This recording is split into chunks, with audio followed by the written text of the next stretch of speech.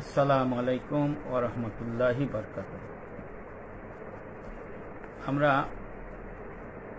সবসময় আমল বন্দেগীর জন্য ফজিলতের যে কথা সেটা আগে প্রচার করি, যাতে মানুষ বা মুসলমান আমল বন্দেগীর দিকে ধাবিত হয়ে পুরস্কারের আশায় বা এর ফজিলত কি এটার আশায় আমল বন্দেগী করে।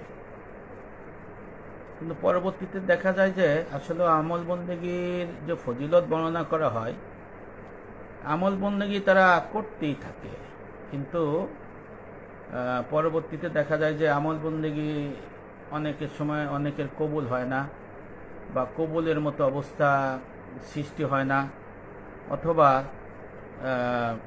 বিভিন্ন সমস্যা হয়ে যায়, মাকরু হয়ে যায়, এই বিষয়গুলো চলে আসে। সেই ক্ষেত্রে সাহাবা হযরত হুযায়ফা ইবনে ইয়ামান রাদিয়াল্লাহু আনহু সবসময় আমল বন্দেগী যে নষ্ট হয় কেমন, কি জন্য আমল বন্দেগী সওয়াব কেন কমে যায়, এই বিষয়গুলো উনি আলোচনা করতেন। নবী করিম সাল্লাল্লাহু আলাইহি ওয়াসাল্লামের কাছ থেকে উনি এই ইলমটা শিখতেন। ঠিক সেইভাবে আপনার 360 জন যে সাহাবা দেখেছিলেন,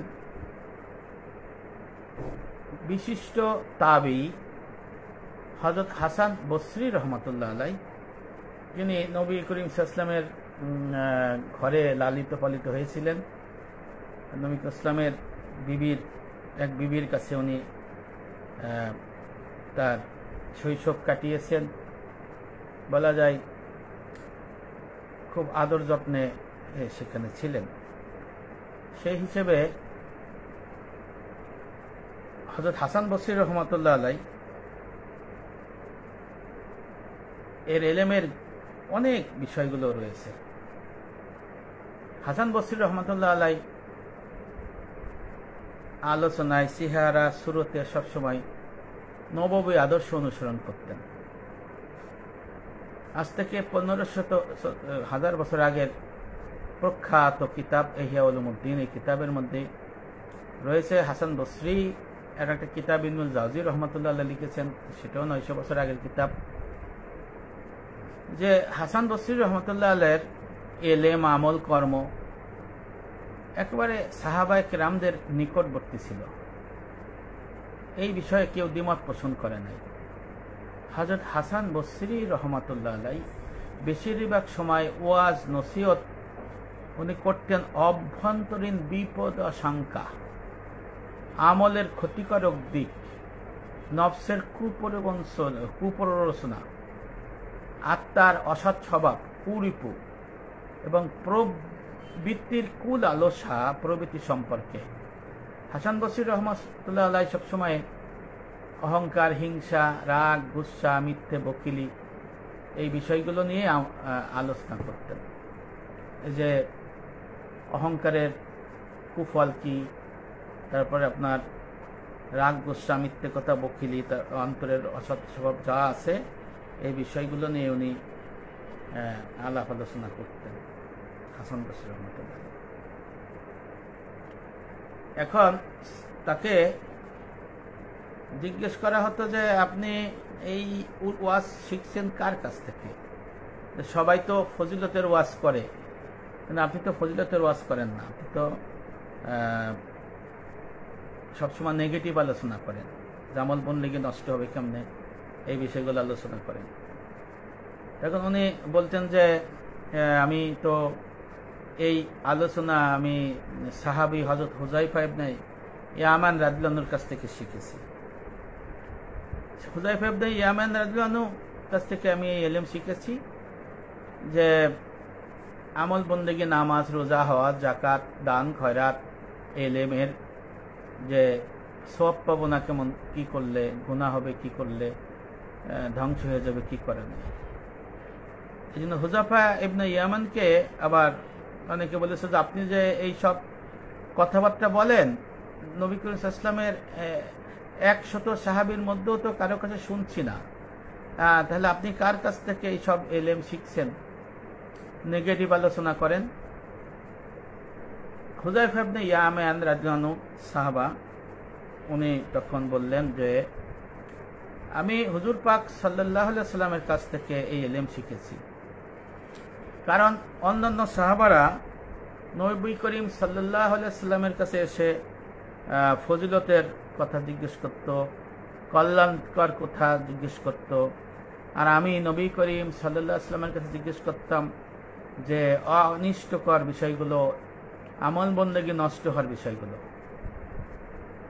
হয়তোবা আমি অনিষ্টকর বিষয়ে লিপ্ত হয়ে পড়তে পারি, এই আশঙ্কায় আমি ওই বিষয়গুলো জানতে চাইতাম।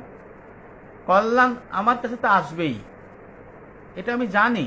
হুযায়ফা ইবনে ইয়ামিন বলতেছেন যে ফজিলত তো আমার কাছে আসবে, এটা আমি জানি, কিন্তু আমি জানতাম যে অনিষ্টকর বা আমল বন্দেগী নষ্ট করার যে এলেমগুলো, এটা যদি অনেকে জানে না, আর এই এলেম না জানলে সে কল্যাণকর বিষয়ও জানতে পারে না, বুঝতে পারে না। আল্লাহু আকবার, কি সুন্দর করে কথা বললেন হুযায়ফা ইবনে ইয়ামিন রাদিয়াল্লাহু আনহু। উনি বললেন যে আমি জানি যে কল্যাণ, নামাজ, বন্দেগী, হজ, যাকাত, এলেম শিক্ষার ফজিলত আমার কাছে ধরা দিবেই, কিন্তু আমি এই ধরা দিয়া যাতে বন্ধ না হয়, অনিষ্টকর যে কাজগুলো আছে এর সওয়াব আমি পাবো না। কি কারণে? এটা আমি যদি আগে জেনে নেই, তাহলে সেই কল্যাণকর বিষয়গুলো সহজ হবে পাওয়া। আর যে অকল্যাণকর বিষয় জানে না, যে অকল্যাণকর বিষয় জানে না, সে কল্যাণকরের খোঁজও চিনতে পারে না, অর্থাৎ সে কল্যাণকর ফজিলতের বিষয় চেনে না। এই জন্য অন্য এক বর্ণনায় বলা হয়েছে হুযায়ফা ইবনে ইয়ামান রাদিয়াল্লাহু আনহু বলেন, মানুষ নবী করিম সাল্লাল্লাহু আলাইহি ওয়াসাল্লামকে জিজ্ঞেস করত যে এই ধরনের কাজ করলে কি সওয়াব পাবো ইয়া রাসূলুল্লাহ। তখন অমুক কাজকে কিসে নষ্ট করে আমি জিজ্ঞেস করতাম, আর অন্যান্য মানুষ জিজ্ঞেস করত যে ইয়া রাসূলুল্লাহ এই আমল করলে কি ফজিলত পাবো, এর ফজিলত কেমন করে হবে, কি সওয়াব পাবো, এই কথা জিজ্ঞেস করত। নবী ইসলাম দেখলেন যে আমি কেবল আমল নষ্টকারী বিষয়গুলো জানতে চাই, তখন তিনি বিশেষভাবে আমাকে আমল বন্দেগী নষ্ট হয়ে যায় কি করলে, নামাজ মাকরু হয় কি কারণে, নামাজ ফাসেদ হয় কি কারণে, রোজা নষ্ট হয় কি কারণে, তারপরে আপনার মুত্তাকি কিসে ধ্বংস হয়ে যায়, আলেম যারা তারা কিভাবে দুনিয়াদার আলেম হয়ে যায়, এই বিষয়গুলো জিজ্ঞেস করতেন, আর নবী করিম সাল্লাল্লাহু আলাইহি ওয়াসাল্লাম সেটাই শিক্ষা দিতেন। সুবহানাল্লাহ। হুযায়ফা ইবনে ইয়ামিন রাদিয়াল্লাহু আনহু নিফাক অর্থাৎ মুনাফিকি এবং তার সূক্ষ্ম কারণগুলোর কথা জানার ব্যাপারেও তিনি একক ব্যক্তি ছিলেন। অর্থাৎ হুযায়ফা ইবনে ইয়ামিন রাদিয়াল্লাহু আনহু নবী করিম সাল্লাল্লাহু আলাইহি ওয়াসাল্লামের কাছে সবসময় জিজ্ঞেস করতেন যে মুনাফিকের এলেম সম্পর্কে জিজ্ঞেস করতেন, এবং বলা হয়েছে কিতাবের মধ্যে যে সে মুনাফিকের এলেম এমনভাবে জিজ্ঞেস করতেন যেন হুযায়ফা ইবনে ইয়ামিন এককভাবেই এই কথা জিজ্ঞেস করতেন। হযরত ওমর রাদিয়াল্লাহু আনহু, হযরত উসমান রাদিয়াল্লাহু আনহু এবং অন্যান্য প্রধান প্রধান সাহাবীগণ যারা খলিফাও ছিলেন, আমিরুল মুমিনিন ছিলেন, তাকে ফিতনার অবস্থা জিজ্ঞেস করতেন। কারণ মুনাফিকদের জন্যই ফিতনা তৈরি হয়। মুনাফিকদের অবস্থা তার কাছে জিজ্ঞেস করা হলে তিনি তাদের সংখ্যার কথা বলে দিতেন, কিন্তু নাম বলতেন না। হযরত ওমর রাদিয়াল্লাহু আনহু তার কাছে একবার জানতে চাইলেন যে আমার মধ্যে কি কোনো নিফাক আছে, মুনাফিকি আছে? তিনি তাকে নিফাক মুক্ত ও পবিত্র বলতেন। সুবহানাল্লাহ। হযরত ওমর রাদিয়াল্লাহু আনহুকে কোনো জানাজার নামাজ ডাকা হলে হযরত ওমর রাদিয়াল্লাহু আনহু আগে বলতেন, হুযায়ফা ইবনে ইয়ামিন কি জানাজায় গিয়েছে? যদি হুযায়ফা ইবনে ইয়ামিন ওই জানাজায় যেতেন, তাহলে আমিরুল মুমিনিন হযরত ওমর রাদিয়াল্লাহু আনহু ওই জানাজার নামাজ পড়তেন। না হলে হুযায়ফা ইবনে ইয়ামিন যদি রাদিয়াল্লাহু আনহু যখন ওই কোনো নামাজের জানাজায় যদি না যেত, আমিরুল মুমিনিন হযরত ওমর রাদিয়াল্লাহু আনহু যেতেন না। কারণ হুযায়ফাকে সাহিবুস সির, তত্ত্ববিদও বলা হয়। কারণ হুযায়ফা ইবনে ইয়ামিন রাদিয়াল্লাহু আনহু তো জানতেন, ওই যে আপনার মুনাফিকদের খবর জানতেন।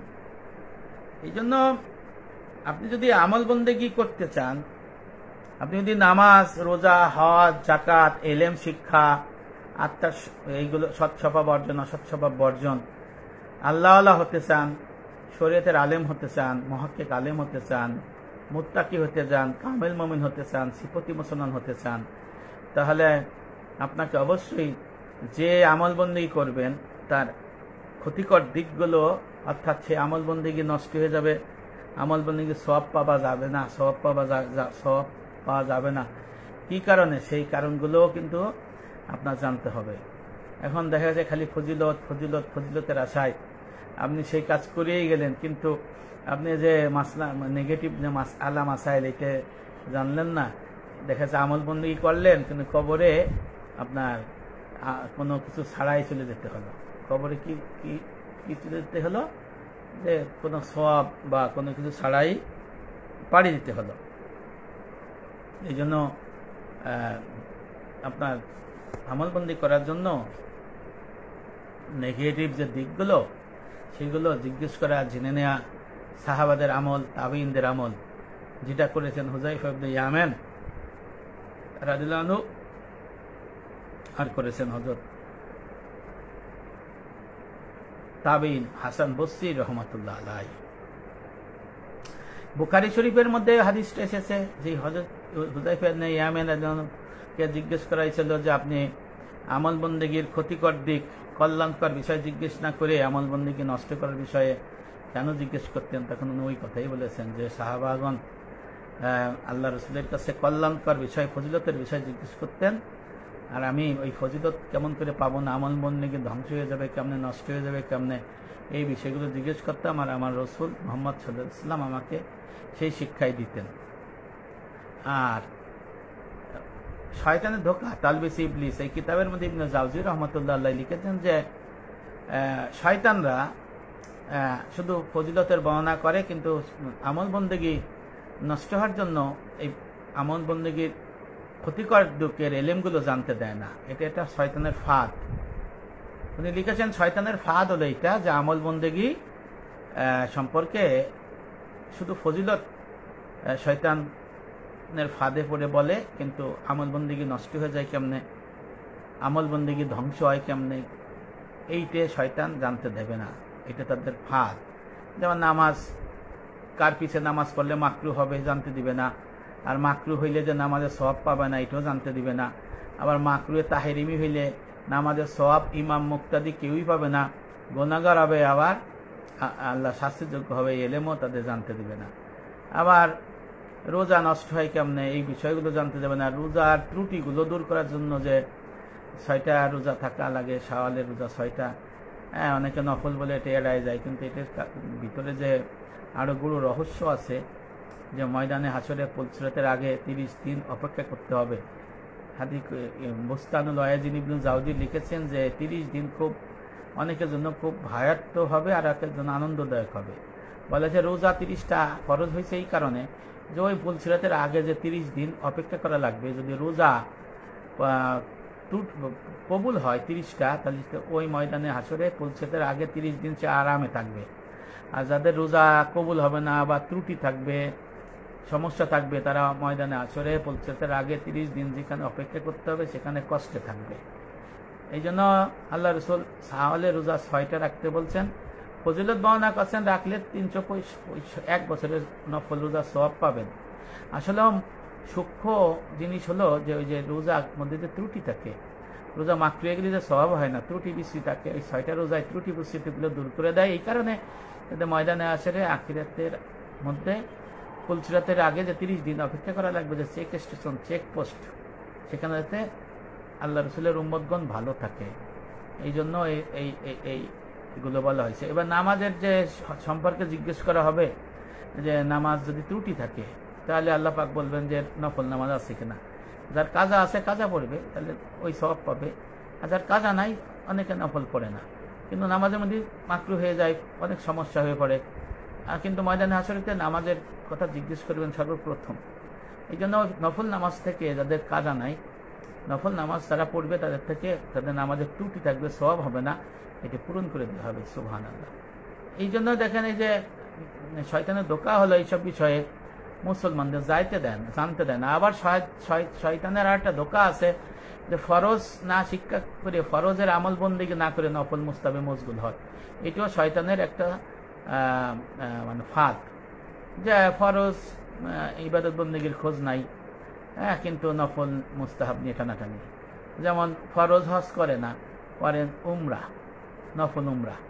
ফরজ হজের খোঁজ খবর নাই, তার কবুল হয়ে গেছে, তার জমি বেচলে থাকার জায়গা বাদে, খাওয়ার জায়গা টাকা বাদে জমি বিক্রি করলে তার হজ ফরজ হয়ে যায়, তার টাকা পয়সাও আছে, শক্তি সামন্ত আছে, এলেমও জানে, কিন্তু কাজে আমি উমরা করে আসি।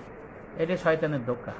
আবার কিছু লোকের তো এই কাজে নিয়োগ করেই ফেলাইছে এখন শয়তান, যে তারা শুধু নফল উমরা করার জন্য মানুষকে প্রলুব্ধ করে, তারা ফরজ হজ করে না, নফল উমরা করে আসে। এইটাও দেখেন অনেকে ঋণ কর্য করে, ঋণ রাইখে নফল হজ করতে যায়, নফল উমরা করতে যায়, অথচ এটা হলো নফল। আর শয়তান তাকে পরিচিত করে, ঋণ পরে দিও, কিন্তু তুমি হজ, নফল হজ আর উমরা করে আসো। এটা শয়তানের ফাঁদ। অথচ সে যদি এলেম জানতো যে আমি যদি ঋণ পরিশোধ করি তাহলে ফরজ কাজটা পরিশোধ করা হলো, আর ঋণ যদি পরিশোধ করে না মরে তার আত্মা ঝুলন্ত, সে তাকে শহীদের মর্তবা পায় না। এই এলেম যদি সে জানতো তাহলে সে ঋণ পরিশোধ করত, কিন্তু নফল হজ উমরা করত না। এই বিষয় কিন্তু শয়তানের ফাঁদ, শয়তান এটা জানতে দেয় না। তারপরে দেখা গেছে যে এলমে তাসবের এলেম শিক্ষা করা ফরজে আইন, অর্থাৎ আত্মার অসৎ স্বভাব দূর করা, অহংকার, হিংসা, রাগ, গুসা, মিথ্যে বকিলি, রিয়া, গুরুর মোগলতা, এই এলেম শিক্ষা করে আমল করে দূর করতে হবে। আবার এদিকে দেখা গেছে যে তওবা, সবর, শুকর, তাওয়াক্কুল, মুরাকাবা, খওফ, রজা, ইখলাস, মুহাব্বত, মুরাকাবা, মুহাসাবা পয়দা করতে হবে। কিন্তু ইবলিস, শয়তান, মানব শয়তান এদিকে ধাবিত না করে নফল জিকির, আজগার, লা ইলাহা ইল্লাল্লাহ, সুবহানাল্লাহ এই দিকে মশগুল করে দেয়। কিন্তু ওই যে এলমে তাসবির এলেম শিক্ষা করা যে ফরজে আইন, এই বিষয়ে খোঁজ খবর নাই। অর্থাৎ ফরজে আইন তরক করে নফল মুস্তাহাবে শরীক করে দেয়। জিকির 3 প্রকার: জিকির বিল তয়াত, জিকির বিল লিসান, জিকির বিল কালাম। জিকির বিল তয়াত হলো পরিপূর্ণ দিনের এলেম, যেটা আমি আলোচনা করতেছি, শিক্ষা করে আমল করা, এটা ফরজে আইন। আর জিকির বিল লিসান জবানি জিকির, নফল মুস্তাহাব যেগুলা, সুবহানাল্লাহ, আল্লাহু আকবার, লা ইলাহা ইল্লাল্লাহ, এটা হলে সগীরা গুনাহ দূর হয়, কবিরা গুনাহ দূর হয় না। আর জিকির বিল কালাব, আত্মার কলবের জিকির, আত্মা পরিশুদ্ধ করা, এই বিষয়গুলো ফরজে আইন। এই বিষয়গুলো খোঁজ খবর নাই, কিন্তু তারা শুধু লা ইলাহা ইল্লাল্লাহ, সুবহানাল্লাহ জিকির নিয়ে ব্যস্ত। কোরআন শরীফ তেলাওয়াত করা নফল, কিন্তু কোরআনের ইলম শিক্ষা করা ফরজ, মাসলা মাসাল শিক্ষা করা ফরজ। কিন্তু যদি জানতো যে আমি শুধু কোরআন তেলাওয়াত করব, কিন্তু কোরআনের ইলম শিক্ষা করব না, কোরআন শুধু মুখস্থই করবো, কিন্তু কোরআনের বিধিবিধান শিক্ষা করবো না, এমনি আমলবন্দি করে যাব, তাহলে সে তো যদি জানতো যে আমি আমলবন্দি করার জন্য ইলম শিখতে হবে, তাহলে সে কোরআন মুখস্থ ও করতো, আবার ইলমও শিখতো, একে বাদ দিত না। এই জন্য এইটাও কিন্তু শয়তানের ধোঁকা। অনেকে মনে করে মসজিদে থাকলাম, মসজিদের খেদমত করলাম, আর দিন দুনিয়া ছেড়ে দিলাম, কোনো কিছু লাগলো না, দুনিয়া সবকিছু বাদ দিয়ে মসজিদে পড়ে থাকলাম। কিন্তু এই মসজিদে পড়ে থাকাও কিন্তু এটা আপনার শয়তানের ফাঁদ, যে কাউকে ভালো মানে খারাপ কাজে মশগুল করাইতে না করিয়া এমন একটা কাজে জুড়ে দেয়, যে নফল মুস্তাহাবটা জুড়ে দিয়ে মনে ধারণা করায় দেয় এই ভালো কাজ, আমি এর বিনিময়ে জান্নাত যাব। এটা হচ্ছে শয়তানের ফাঁদ। এই জন্য হুযায়ফা ইবনে ইয়ামিন রাদিয়াল্লাহু আনহু নবী করিম সাল্লাল্লাহু আলাইহি ওয়াসাল্লামের কাছে এই ইলমগুলো শিখতেন, যে আল্লাহর রাসূল, যে এই আমলবন্দিগুলো নষ্ট হবে কেমন, আমি পাবো না কেমন। আর ওনার ছাত্র ছিলেন তাবেঈ হযরত হাসান বসরি রাহমাতুল্লাহ আলাইহি, উনিও এই বিষয়গুলো আলোচনা করতেন। ওখান থেকে আমরা পরম্পরায় এগুলো শিখেছি। এই জন্য আমাদের আলোচনায় দেখবেন, আমার আলোচনায়, আমার লেখায় যে হারাম নাজায়েজের আলোচনা বেশি হয়। এই যে যেখানে যে বর্তমানে যে বহু বিবাহ নিয়ে অনেক সরগম তুলকাম চলছে, যে একজন মানে সাম আদনান মোহাম্মদ তোহা, উনি বহু বিবাহ করেছেন, এখন স্ত্রীর সাথে ঝামেলা, আবার অনেক ধরনের কথা শুনতেছি। আমি এদিকে যাব না, শুধু একটু বলি যে উনি প্রচার করতেছেন যে আল্লাহ পাক কোরআনে একাধিক বিবাহের কথা বলেছেন। আল্লাহ পাক তো সূরা নিসার প্রথমে বলেছেন 2 চায় কারণ এখানে প্রেক্ষাপট ছিল হলো আপনার উহুদ যুদ্ধে 70-75 জন সাহাবা মারা গিয়েছিল, স্ত্রীরা বিধবা হয়ে গেছিল। এই যে আল্লাহ পাক তখন বলেছিলেন, কোরআন আয়াত নাজিল করেছিলেন। কিন্তু সূরা নিসার যে শেষে আল্লাহ পাক বলেছেন যে স্ত্রীদের মধ্যে সমতা বিধান করা উত্তম, সমতা বিধান করতে হবে, অর্থাৎ ফরজ। আবার আল্লাহ বলছেন আমি জানি তোমরা সমতা বিধান করতে পারবে না, এক স্ত্রী উত্তম, স্ত্রী থাকতে।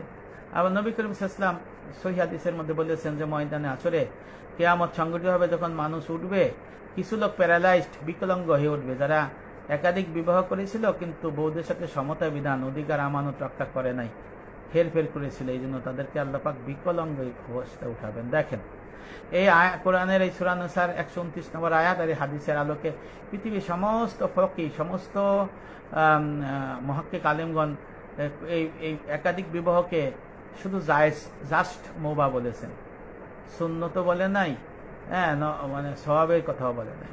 কিন্তু স্ত্রীদের মধ্যে সমতা বিধান করা ফরজ বলেছেন। তো ফরজ হলো অনেক বড়, আর মুস্তাহাব মুবাহ হলো অনেক কম। এই জন্য এই রিস্ক কেউ নেয় না। কিন্তু দেখা যায় কিছু আলেম তারা নিজেরা মানে এই দিকে যাইয়া মানুষকে দলভুক্ত করার জন্য এই মাসলা মাসাইলগুলো বিকৃতিভাবে উপস্থাপন করে। বলে যে নবী করিম সাল্লাল্লাহু আলাইহি ওয়াসাল্লাম এতগুলো বিয়ে করেছিলেন। ভাই, নবী করিম সাল্লাল্লাহু আলাইহি ওয়াসাল্লামের জন্য অনেক কিছু খাস ছিল, আপনার জন্য তো সেগুলো না। নবী রাসূলের জন্য অনেক কিছু আল্লাহ পাক খাস করে দিয়েছেন, সাধারণ মুসলমানদের জন্য না। আর সাহাবাগণ শিক্ষার জন্য কিছু দৃষ্টান্ত রেখেছিলেন। কিন্তু পরবর্তীতে যে কোরআন এবং সুন্নাহ বা কোরআন হাদিসের যে মাসআলা যেগুলো আসছে, যে স্ত্রী থাকতে এক স্ত্রী উত্তম, একাধিক স্ত্রী নয়, সমতা বিধান করা ওয়াজিব, ফরজ। আর তরক করলে গুনাহ হবে, ফাসিক হবে, মুসলমান হবে, আল্লাহর শাস্তি পেতে হবে, ময়দানে আসরে বিকলাঙ্গ প্যারালাইজড হিসেবে উঠবে বলে আল্লাহ রাসূল হুঁশিয়ারি উচ্চারণ করেছেন। এই জন্য স্ত্রী থাকতে এক স্ত্রী উত্তম, এটা হলো সর্বস্বর মতো মাসলা। এটা এই জন্য ফকিগণ কখনো একাধিক বিবাহ করার জন্য উৎসাহিত করেন না। কারণ ওই যে আপনার আমানত, হক হেরফের হওয়ার ভয়ে, এই জন্য না বুঝে যারা বিভিন্ন ধরনের বলে। এই জন্য এটাও আমি বলবো যে এটা শয়তানের এক ধরনের ধোঁকা। এই ধোঁকার জন্য তারা মুসলমানদের একাধিক বিবাহ করার জন্য বলে, বিভিন্ন ধরনের উল্টোপাল্টা মাসলা মাসাইল বলে। এই জন্য আমাদের আল্লাহ পাক এই থেকে বেঁচে থাকা তৌফিক দান করুক। আর সবার কাছে অনুরোধ যে আপনারা নামাজ পড়বেন, নামাজের ফরজ, ওয়াজিব, সুন্নত, মুস্তাহাব, তারপরে মাকরু, এই বিষয়গুলো জেনে নেবেন। নামাজ মাকরু হয় কেমন করে, কি মাকরুর সওয়াবগুলো, মানে মুরুদগুলো কি, মাকরুর ব্যাখ্যা কি, এটা জানার জন্য। মাকরু তাহরিমি হইলে নামাজের অবস্থা কি হবে, ইমাম যদি মাকরু তাহরিমি কোন পর্যায়ে পড়ে সেই ইমাম সম্পর্কে জানতে হবে। বড় তকবর আলেম, ছোট তকবর আলেমের পিছিয়ে নামাজ পড়লে বিনা ওজরে এই নামাজ অনেক সময় মাকরু হয়ে যায়। এই বিষয়গুলো খেয়াল করতে হবে। আল্লাহু আকবার, এখানে লাম 2 বারের জায়গা 3, 4, 5, 6 বার টান দিলে পরে নামাজে হারাম হয়ে যায়। এই কিরাত মাসলার মধ্যে আছে। হযরত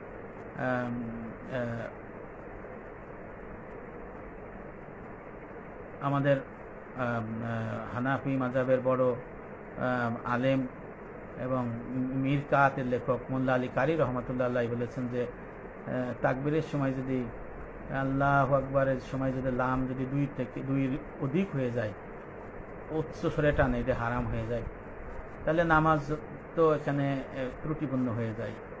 আবার সালাম ফিরানোর সময় প্রথম সালাম থেকে দ্বিতীয় সালাম যদি দীর্ঘ হয়, উচ্চ স্বরে হয়, তাহলে সেটা ওয়াজিব তরক হয়ে যায়। সুন্নাহ বা ওয়াজিব তরক হয়ে গেলে নামাজ মাকরু হয়ে যায়। আমি জাস্ট কয়েকটা বিষয় উল্লেখ করলাম যে এইগুলো আমাদের জানতে হবে। নামাজের মধ্যে মাকরু হইলে কি করতে হবে, ইমাম যদি মাকরু করে নামাজ পড়ে তাহলে মুক্তাদিদের করণীয় কি। আপনি যদি জানেন যে ইমাম ফাসেক, তাহলে আপনার নামাজ আপনি জামাতে পড়বেন, জামাতে সওয়াব পাবেন। কিন্তু ফাসেকের জন্য পিছিয়ে নামাজ কি করতে হবে, আপনার দৌড়াই পড়তে হবে, আবার এই নামাজ আবার পড়ে নিতে হবে। কারণ কেউ সওয়াব পাবে না, গুনাহগার হবে, শাস্তিযোগ্য হবে। এই ইলম তো জানতে হবে। এই জন্য অনেক সময় মানব শয়তান এইগুলো জানতে দেয় না।